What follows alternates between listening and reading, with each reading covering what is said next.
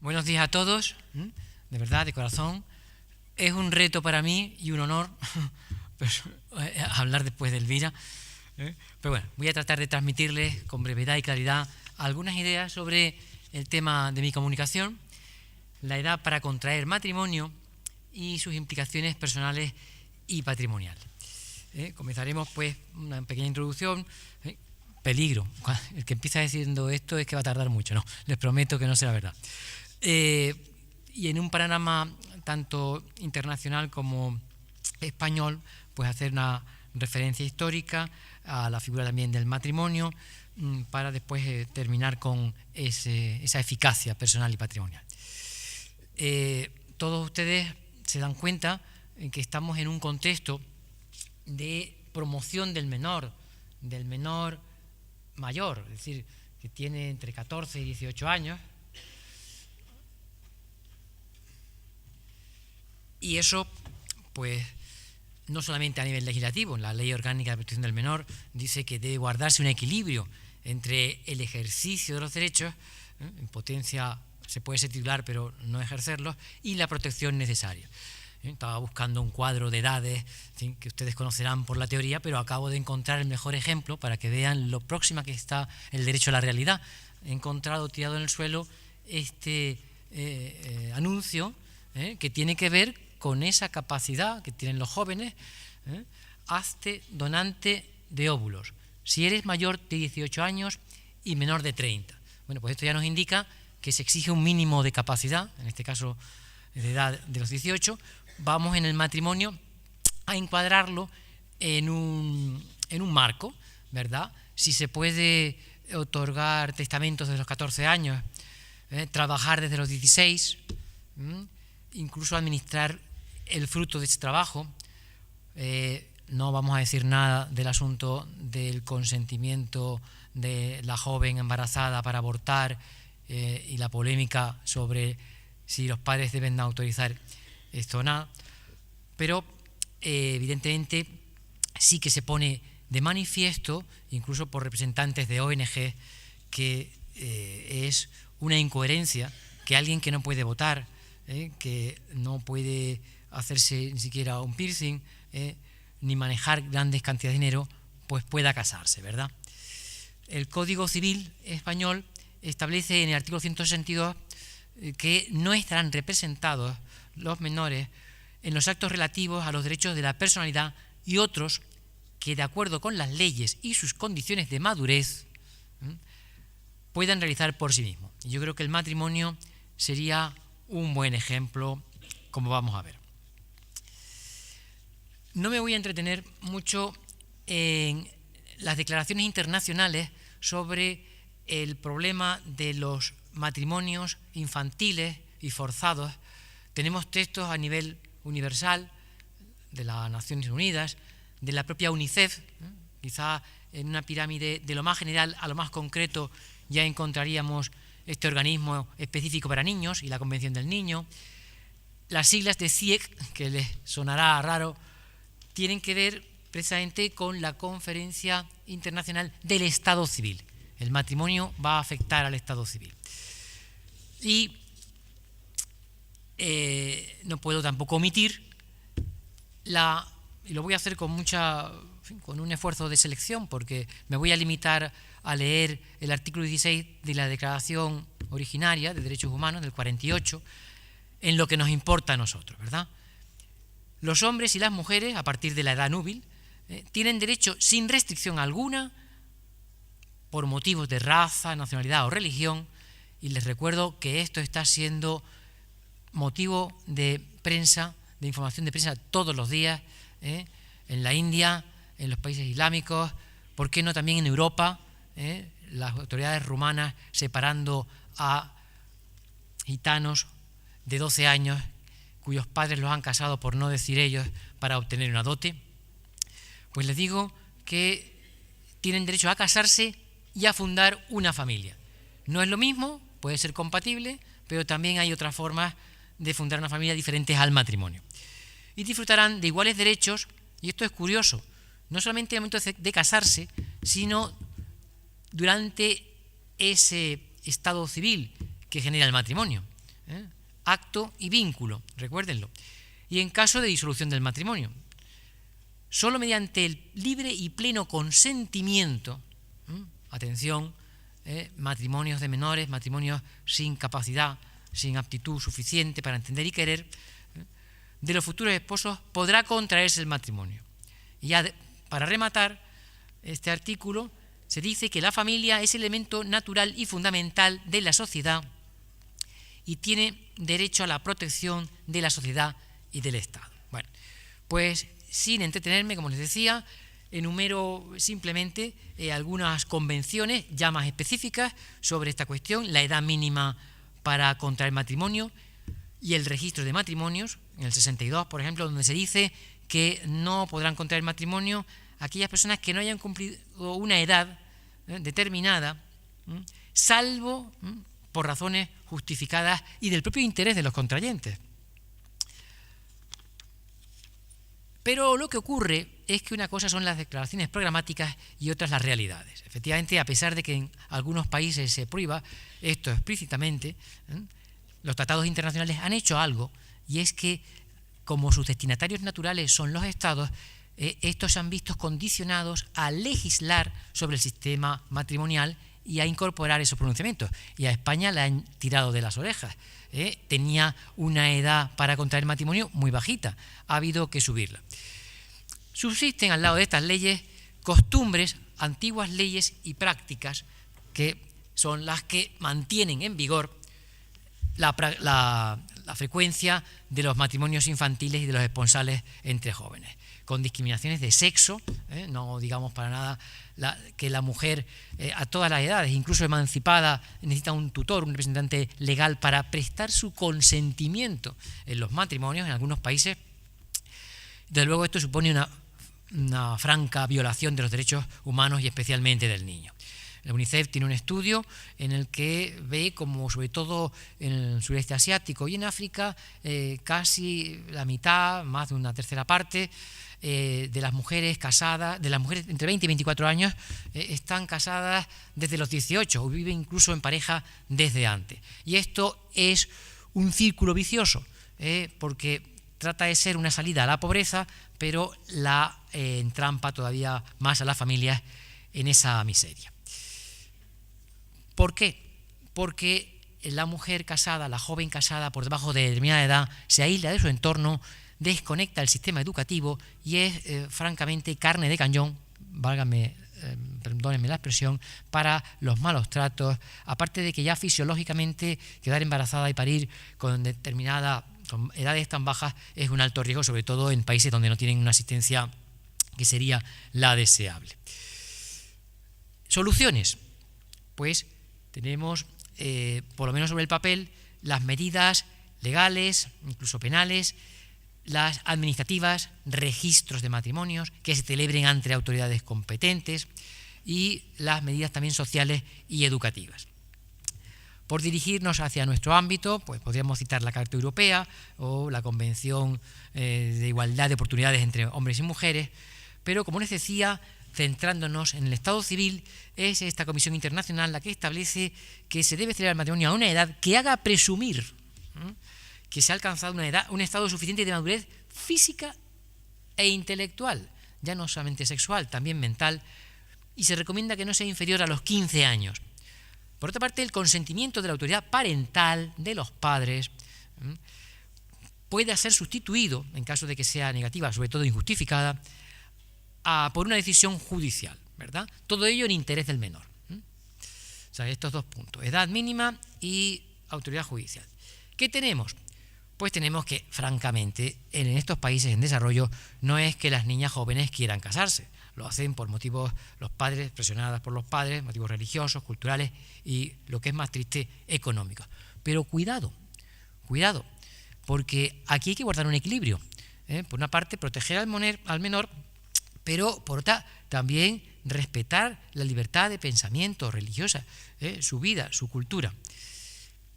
¿Cuál ha sido el problema? El problema es que Europa, y por extensión América del Norte, han universalizado su concepción matrimonial, que además es una concepción basada también en una confesión religiosa, el derecho canónico. En España pues hay factores especialmente interesantes, como son, y veremos después, el de la raza etnia gitana y la creciente inmigración de determinados países especialmente. Pues bien, ¿qué es esto del jus connubii?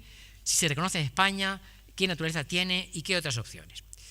El jus connubii está consagrado, el derecho a contraer matrimonio, como acabamos de ver, también en el artículo 32 de la Constitución. El hombre y la mujer tienen derecho a contraer matrimonio con plena igualdad jurídica, y la ley regulará las formas de matrimonio, la edad y la capacidad para contraerlo, los derechos y deberes y tal.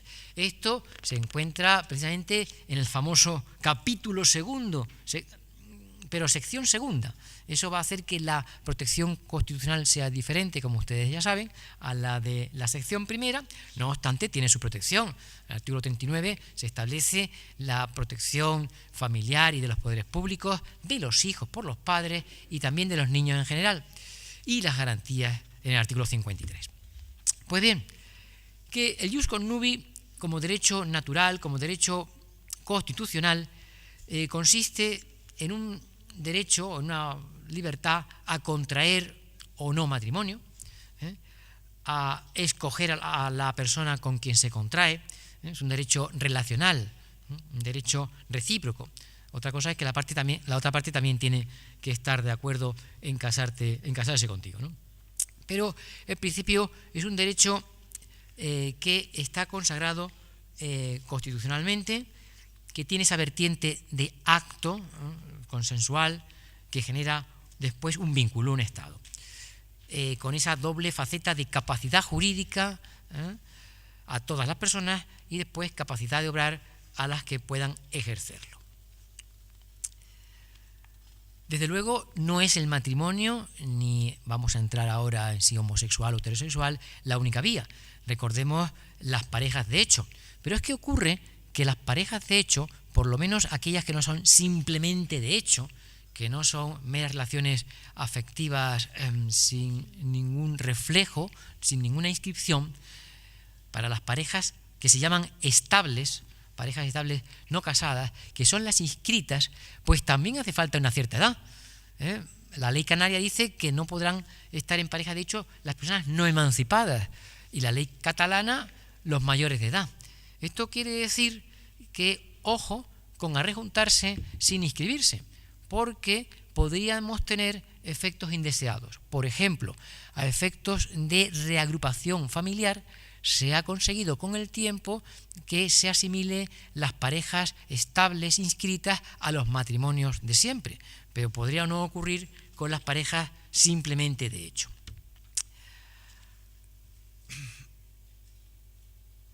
Aquí tenemos un poquito el panorama comparado. Fíjense que hay una dispersión de los países confesionales islámicos, de los países occidentales, entre la edad para consentir relaciones sexuales con la edad para contraer matrimonio, que no siempre van parejas. Y lo paradójico es que la edad para consentir relaciones sexuales sea superior a la matrimonial, como ustedes comprenderán. En cuanto, empezando ya por un poquito de historia, en esto, cuándo se ha fijado la edad y de qué forma, de luego hemos encontrado los criterios que trataban de combinar seguridad jurídica, no sé si recuerdan en derecho romano las tesis de los proculeyanos y los sabinianos, con la seguridad con la justicia. Así podemos ver si alcanzar la madurez fisiológica sexual, desde luego, es un momento determinado en cada persona. El derecho tiene que tomar una medida, adoptar un sistema respecto de si está a ese momento concreto, o bien adopta un criterio que sea seguro, una edad mínima para todos, con carácter juris et de jure, es decir, no hay otra, o bien con flexibilidad, con carácter juris tantum, admitiendo la dispensa en casos concretos. Justiniano ya marca ese binomio mujer a los 12 años, varón a los 14, que se va a perpetuar pues casi hasta el siglo XIX. De la Iglesia Católica hay que decir que siguió nace en el Imperio Romano, por tanto se ve influida, pero con una característica especial que es la universalidad. De alguna forma, en un primer momento se respetaron las costumbres locales y después ya se centralizó esa edad. Y pasando a las peripecias de la Reforma Protestante y de la Revolución Francesa, nos encontramos con el Código de Derecho Canónico de 1917, que establece, sube un poquito la edad, 14 años para la mujer, 16 para el varón, y eso se mantiene también en el Código de Derecho Canónico de 1983. Lo que pasa es que para flexibilizar esas edades y en aras de la universalidad, el carácter universal que les acabo de decir, se recomienda a disuadir a los jóvenes de que se casen en edades que sean inferiores a la del lugar, aunque sean lícitas según el derecho canónico.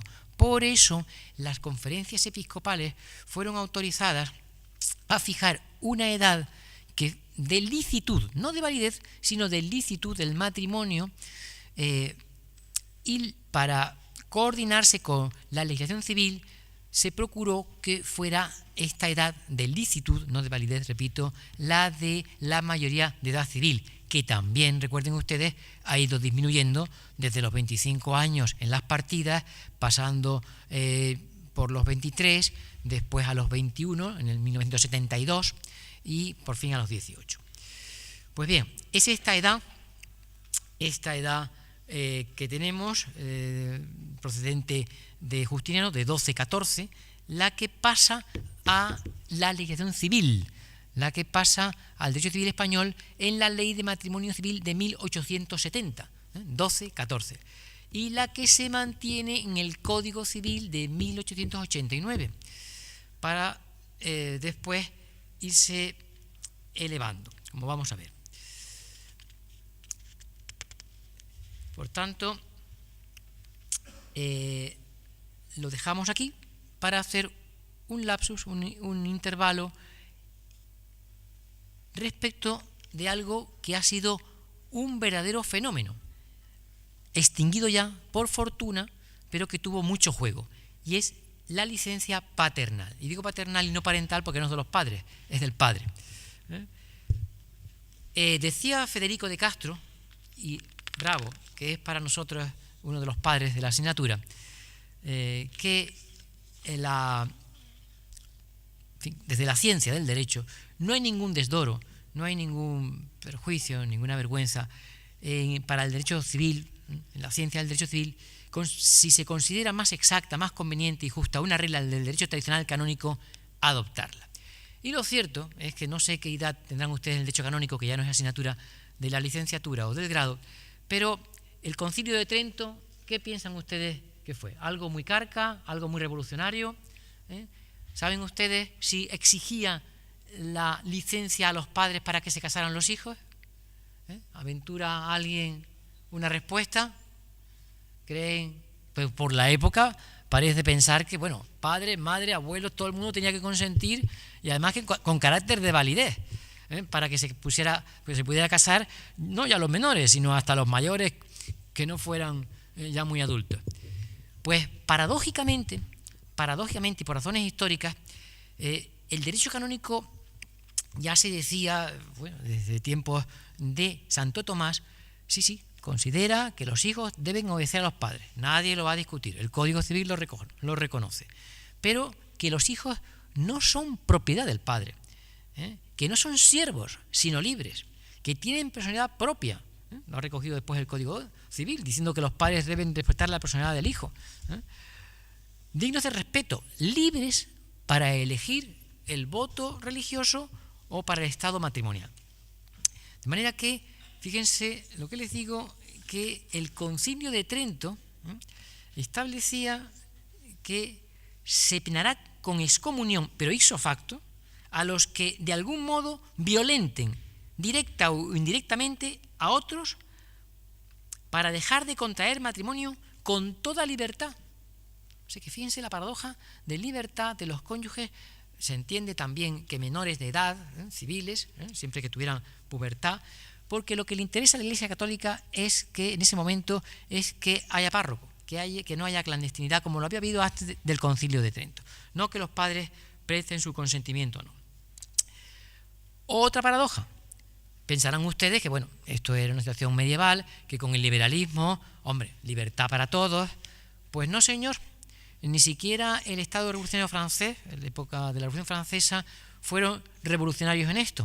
Resulta que si los padres de familia, que eran los burgueses, los altos burgueses, los que querían derechos de propiedad para ellos, adiós vinculaciones y mayorazgos medievales, libertad de la propiedad, pues también querían tener el dominio absoluto sobre los hijos, querían tener el dominio de las potestades familiares, por razones, no voy a decir geoestratégicas, pero casi, es decir, evitar matrimonios inconvenientes que pudieran desviar el curso de la fortuna.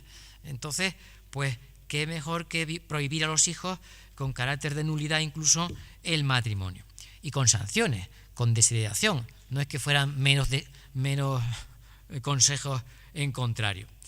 Claro, esto al final pues era contraproducente porque en países católicos se estaba declarando nulos matrimonios que cumplían los requisitos del derecho canónico. Tenemos en España también una curiosidad, para no ser menos. Resulta que Carlos III, que no fue un mal rey precisamente, tenía un problema con el infante don Luis, le podía hacer sombra, e incluso podía desviar el curso sucesorio. No autorizó su matrimonio, Carlos III no autorizó el matrimonio del infante don Luis, pero yo creo que se basó en 3 pueblos, porque lo que hizo fue una pragmática que afectaba a todas las familias, y estableció la necesidad de licencia de los padres a los menores de 25 años de entonces para contraer matrimonio. Lo que pasa es que esto también se desmadró en el sentido de que en 1813, ya en las Cortes de Cádiz, se estableció que esta licencia la iban a prestar los jefes políticos de las provincias, ya no los padres. Y ya esto fue el colmo, de forma que en el Código Civil se estableció un capítulo relativamente poco técnico. Los artículos que regulan esta materia son de bajo nivel precisamente por desobedecer las bases del Código Civil. La base primero, que dice que hay que respetar el derecho histórico patrio. Y el derecho histórico patrio, a pesar de que haya ya matrimonio civil, era el derecho canónico subyacente, ese que daba libertad y poca o nula importancia a la licencia de los padres. Pues bien, esta ha sido un poquito la anécdota y continúa incluso, porque ya en el Código Civil, en 1889, se establece, subsiste esa licencia para los menores de edad. Para los mayores, un simple pedir consejo a los padres, pero una licencia para los menores que se prestaba en orden jerárquico patriarcal, es decir, los padres no impedidos, y no impedidos físicamente, como estuviera privado de la patria potestad, y se preveía la privación de la patria potestad, porque se establece que los padres que tratasen con dureza excesiva o dieran órdenes corruptoras a los hijos podían ser privados, pues no importaba.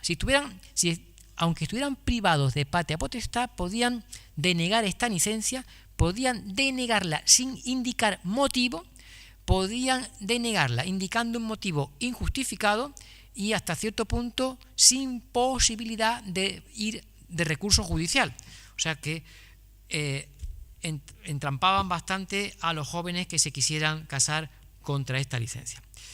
Y por si fuera poco, se establecía que si no el padre, pues la madre, pero si no la madre, los abuelos paternos, si no los paternos, los maternos, en fin, una cadena terminando por el Consejo de Familia, que era, recuerden ustedes la época, una familia extensa. El Consejo de Familia no tenía límite, pero además formaban parte de él los descendientes, los hermanos, no las hermanas, y los maridos de las hermanas de la que se quería casar. O sea que ya patriarcado hasta en el orden político, de la familia política. Hombre, ¿qué podía haber detrás de esta negativa a la licencia? Pues que los padres administran y disfrutan los bienes de los hijos hasta que se casen con su licencia. En el caso de los tutores hay un 4% de beneficios del patrimonio del menor que recibe como retribución el tutor. Los daños para los menores, pues aparte de ese distanciamiento inevitable, pues podían ser graves, porque en épocas donde las guerras no eran infrecuentes, un matrimonio de jóvenes con una novia embarazada sin poderse casar por peligro de muerte, pues producía una desviación sucesoria pues muy perjudicial para ellos. Las cosas se van amainando, se van suavizando. En 1958 se suprime esa licencia precisamente porque se habían firmado unos concordatos en el 53 y se adapta al derecho canónico. De todas maneras, había sanciones, como habían existido sanciones, nunca llegaron a ser penales, pero sí civiles. Por ejemplo, se establecía que estos cónyuges casados contra el consentimiento de los padres iban a estar sin recibir sus propios bienes, los que tenían por razón de familia, y además sometidos a un régimen de separación. No podían donarse ni siquiera entre ellos, pero si ellos se habían casado de mutuo acuerdo entre ellos, pues ni siquiera se les autorizaba a donaciones recíprocas. Una forma de paralizar la vida económica, sino impedirla del todo. Bueno, esta es la cuestión de los menores, mayores, recursos y sanciones. Un poco de estadística. Quiere decir que este fenómeno, desde luego, en el 80 había pues 400 hombres que se casaron, varones, por debajo de los 16 años, pero 4.000 mujeres, en proporción de 1 a 10. 3 años después ya las cosas se reducen a una tercera parte. Y después se da un gran salto a los años 2007 y 2008, en que hay 20 varones y 150 mujeres. Hay un gran salto cuantitativo, lo cual no quiere decir que el problema no sea interesante cualitativamente.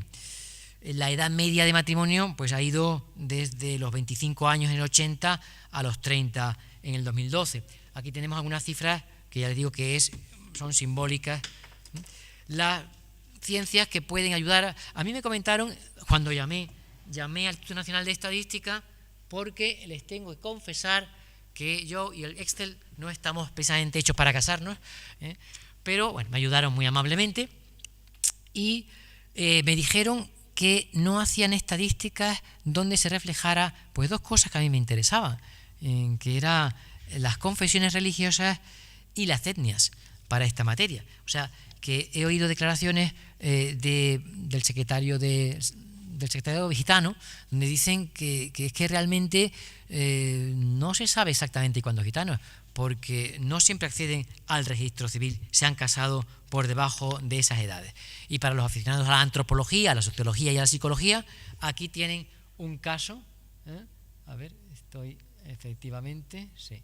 Después de la estadística, para que vean que no todo es rollo teórico jurídico, les he puesto en un blog esta problemática, y ustedes como juristas, que lo son ya, los considero como tales, pues vamos a ver si con el resto de la explicación podemos ayudar a esta joven, ¿verdad?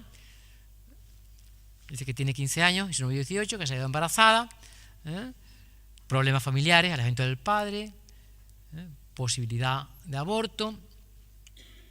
Si se puede emancipar con 15 años, él trabaja. Están leyéndolo, parece que se puede leer. Tiene casa propia, me puede mantener. Entonces, alguien le contesta, bueno, dándole ánimo. Voy a pasar, bueno, no se ve el resto. Bien, ya yo creo que reconduce al Código Civil. Esta chica, la segunda, Irene, algo debía saber. Yo creo que se trata de aplicar lo que vamos sabiendo para ayudar, como puede ser este ejemplo. Bueno, entonces ya no tenemos más remedio que meternos un poco en nuestra historia, en nuestro derecho actualizado. Bien, sin entrar ahora en debates si matrimonio heterosexual o homosexual, hay que reconocer que es una institución tradicional y natural, que es un negocio jurídico y por tanto con una capacidad con un consentimiento necesario para prestar, con un objeto sobre el que consentir. Hombre, el interés de la familia, los deberes matrimoniales, de lealtad, de convivencia, que te los lee el juez en una ley, en un matrimonio civil, que no se puede decir que los desconozca, uno de los cuales sí es coercible jurídicamente, que es el del socorro, y no precisamente el espiritual o el sexual, sino el económico, los alimentos, ¿no? Entonces, y yo creo que el legislador va dando bandazos también, y si de una rigidez formal, jurídica, con obligaciones coercibles, se ha pasado a una laxitud, ahora vuelve a decir en algún artículo que es obligación de cuidar a los ascendientes y a los descendientes. Y me decía alguien, no, es lógico que cuide a los descendientes, no, pero también a los dependientes. O sea que la solidaridad, si no viene motu propio por nosotros, nos la acaba imponiendo el legislador. La edad, es a lo que vamos. El artículo 46 dice que no podrán contraer matrimonio los menores no emancipados. Si lo ponemos en sentido positivo, ¿quiénes pueden casarse? Evidentemente, los mayores de 18 años. Evidentemente, los emancipados. Y emancipación puede ser por concesión de los padres. Fíjense qué curioso. A lo mejor se oponen a que la niña se case con su novio, pero a lo mejor están deseando perderla de vista. La concesión por los padres no requiere un control. Hombre, se entiende que un consentimiento del menor emancipado, papá, que es que no me quiero emancipar, no insistas. No me quiero casar, no insistas. En fin, sin ir un poco a lo absurdo, no tanto, tenemos otro supuesto, concesión por el juez. Concesión por el juez cuando los problemas los tienen los padres, cuando no hay un buen ambiente familiar y se va a ejercer mal la patria potestad. Si quieren ustedes el caso súper raro de alguien que está ya emancipado por haberse casado antes, y se ha separado, se ha divorciado o se ha quedado viudo y se vuelve a casar, ¿verdad? Otro caso paradójico, el asunto de la emancipación pseudo o por vida independiente. No sé si ustedes la recuerdan de las explicaciones teóricas. Es ese supuesto en que los padres consienten, a lo mejor tácitamente, se va y no protestan, el hijo se emancipa económicamente, gestión autónoma de la familia, no es que se vaya a estudiar pero siga dependiendo de casa. Los padres podrían revocar ese consentimiento, no es un estado civil, una emancipación irrevocable, pero lo cierto es que es el mejor indicio para probar esa independencia económica y probablemente esa madurez de juicio que se requeriría para que un juez autorizara con dispensa, que se puede desde los 14 años, para casarse. Entonces, es una buena indicación. Desde luego, si ese menor se casa durante esa situación de emancipación informal, podríamos decir, ya consolidaría ese estado civil de emancipado. Bien, entonces tenemos la emancipación como causa para casarse, pero también como efecto de casarse. Desde luego, el que se casa, si ha constituido una nueva autoridad familiar, no es lógico que siga dependiendo de otra. Y además, el propio examen judicial, la propia licencia para casarse, examen de su autonomía, prueba que, aunque le vaya mal en esa pareja, por lo menos ya tiene ese autogobierno para el que se le reconoció. Caso curioso es el de Aragón, en cuyo hay que reconocer que esto de la edad para casarse, he hablado con un catedrático de Derecho Foral y me ha confirmado que la fija el Estado. No sé si se acuerdan del 149 famoso, en el apartado octavo de la regla ordinaria, dice: el Estado tiene competencia civil en materia civil sin perjuicio de algunos campos en el derecho foral, pero siempre las relaciones jurídicas relativas a las formas de matrimonio, incluyendo la edad, son del Estado. ¿Qué pasa en Aragón? En Aragón, por tradición, tenían la posibilidad los menores, si se casaban a partir de los 14 años, de considerarse mayores de edad, de emanciparse, pero no como si tuvieran 16 solo, sino alcanzar la mayoría de edad. Y esto ahora lo tienen en Aragón, pero no violentando la edad para casarse, que es competencia estatal, sino reconociendo esa capacidad al que se casa. Eso es lo que me explicó este catedrático. ¿Qué pasa entonces con los que no están emancipados? Hemos visto que mayores y emancipados sí, pero los no emancipados se pueden casar. Pues el artículo 48 establece que a partir de los 14 años se puede obtener, no es forzado, pero se puede obtener una licencia oídos los propios padres, oído el propio menor, oído el Ministerio Fiscal, como decía Elvira, para defender estos intereses, y si hay justa causa, una causa que puede ser un interés familiar, personal, social, y respecto de las cuales pues se les ocurre a ustedes alguna justa causa que por lo menos tradicionalmente podía ser motivo de obtener esta dispensa. ¿Alguna justa causa de menores de 18 años que permitiera o facilitara que se concediera licencia? ¿El embarazo quizá? El embarazo ha ido perdiendo esa fuerza para obtener licencia, es decir, es importante desde luego, pero no es requisito sine qua non para obtener la licencia. Se tiene en cuenta sobre todo las circunstancias personales, la aptitud, la madurez, no solamente sexual, sino también mental, la educativa. Se tiene en cuenta las relaciones personales también con la familia, si existen padres, si han dado su apoyo o no. En fin, otros factores sociológicos también. Hay algún catedrático que, como se ha ido a Italia a especializarse, refleja causas procedentes de la jurisprudencia italiana, que como ustedes saben es el país de Romeo y Julieta, y entonces pues hablan de raptos, hablan de tener una ilusión, un entusiasmo desbordado en la celebración del proyecto matrimonial, en los preparativos. Bueno, a veces es un arma de doble filo esto de la ilusión, porque podría ser considerado como falta de madurez, pero bueno, ahí lo hemos encontrado y simplemente se lo refleja. ¿Quiénes pueden pedir esta licencia? Hombre, los padres que representen a estos menores, y yo creo que los propios menores, a quienes, pues no al Ministerio de Justicia, bastaría que fuera al juez de primera instancia.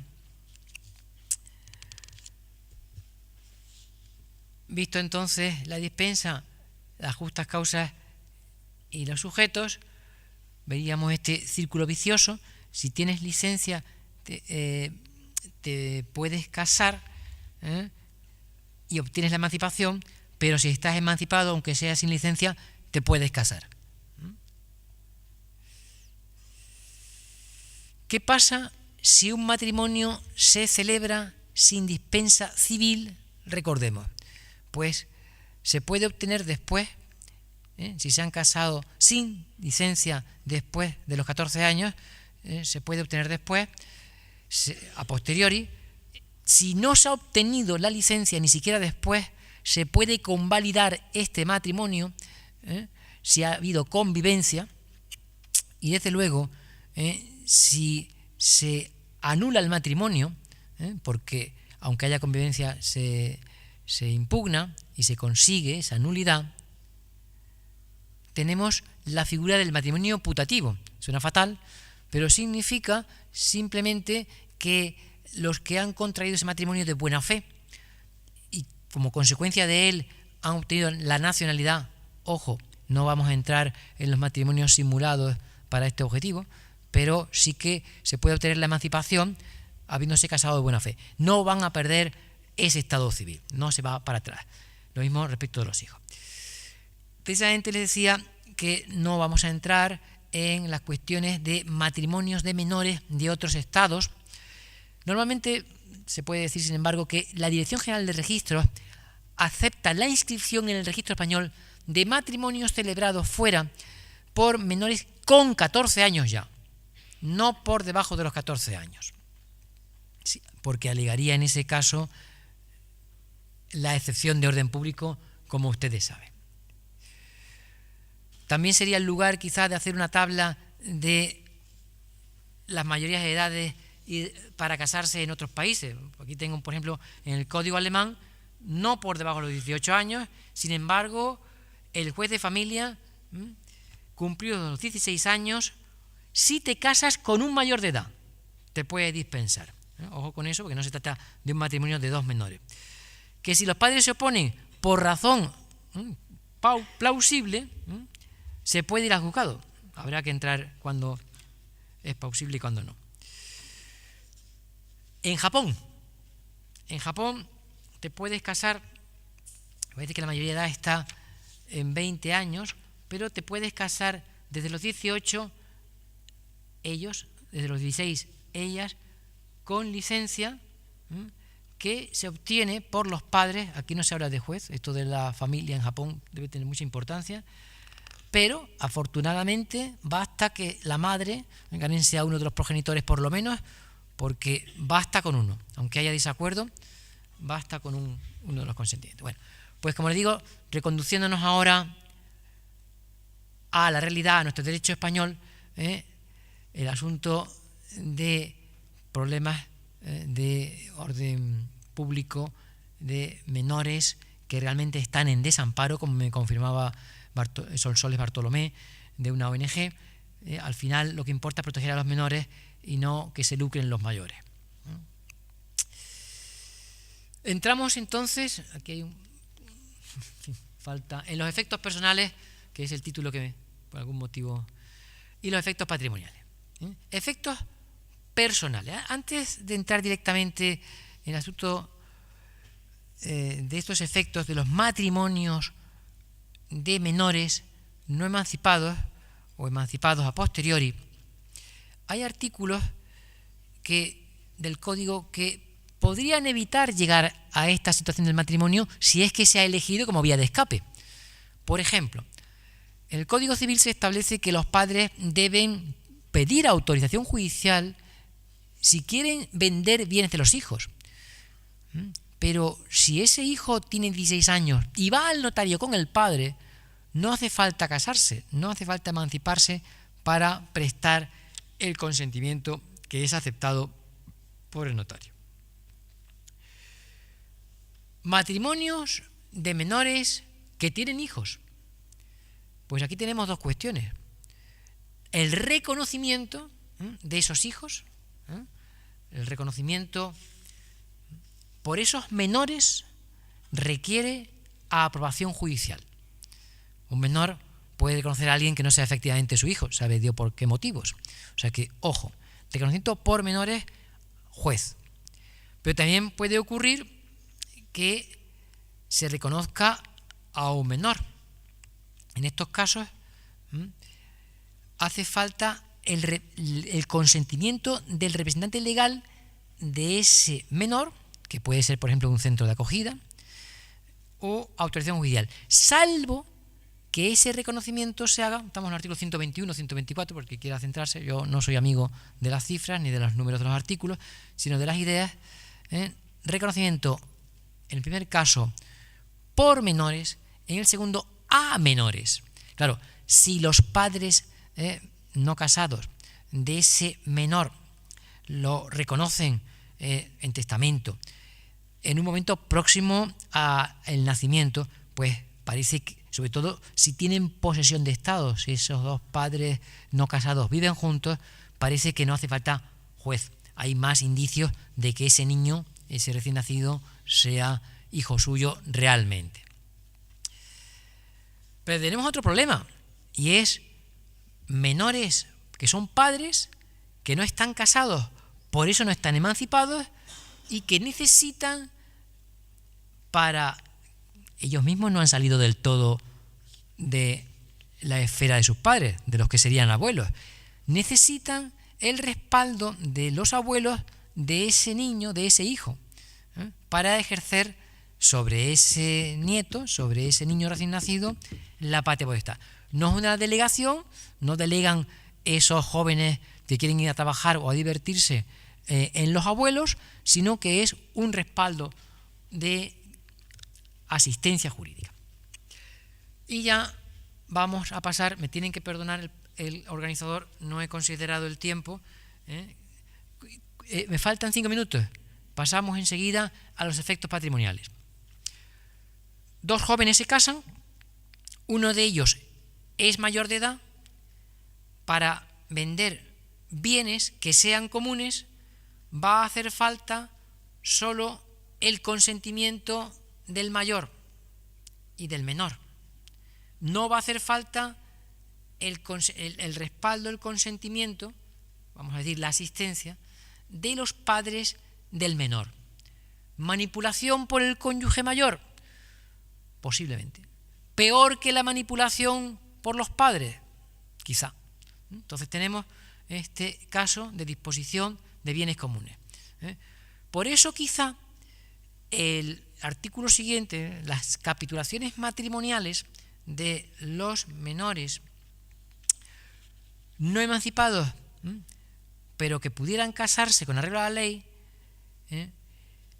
requieren, se habla de consentimiento, yo creo que mal hablado, es asentimiento, el respaldo de los padres, salvo que pacten un régimen que esté previsto en el código, por ejemplo el de separación o el de participación. No se dice gananciales, pero como si no pactan va a ser el de gananciales el que se aplique, pues es igual. Fíjense la importancia. En capitulaciones matrimoniales, estos menores, aunque estadísticamente les digo que no sea frecuente, pero bueno, cuando se les dé el caso se les da.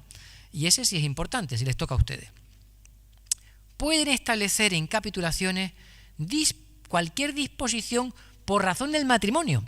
Es decir, reconocer hijos o a lo mejor incluso ordenar la sucesión. Estamos hablando de cuestiones que a lo mejor son irrevocables si no consiente el otro cónyuge en otras futuras capitulaciones matrimoniales. Y no se revoca incluso donaciones por razón de ese matrimonio que puedan hacer terceros, que es el segundo caso. Es decir, hay terceros, incluso ellos mismos, los propios cónyuges menores, que pueden hacer donaciones en esas capitulaciones. Pues bien, yo creo, y terminando, que hay que adaptar el derecho a las situaciones fácticas.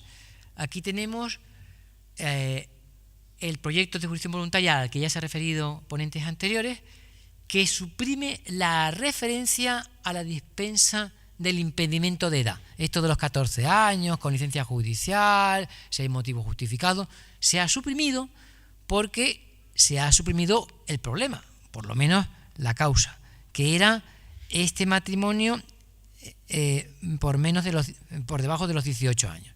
Se ha suprimido el 316 del Código Civil, que habla de la emancipación por matrimonio. Ahora se ha subido la edad para contraer matrimonio, o se subirá, perdón, es un proyecto, a los 16 años.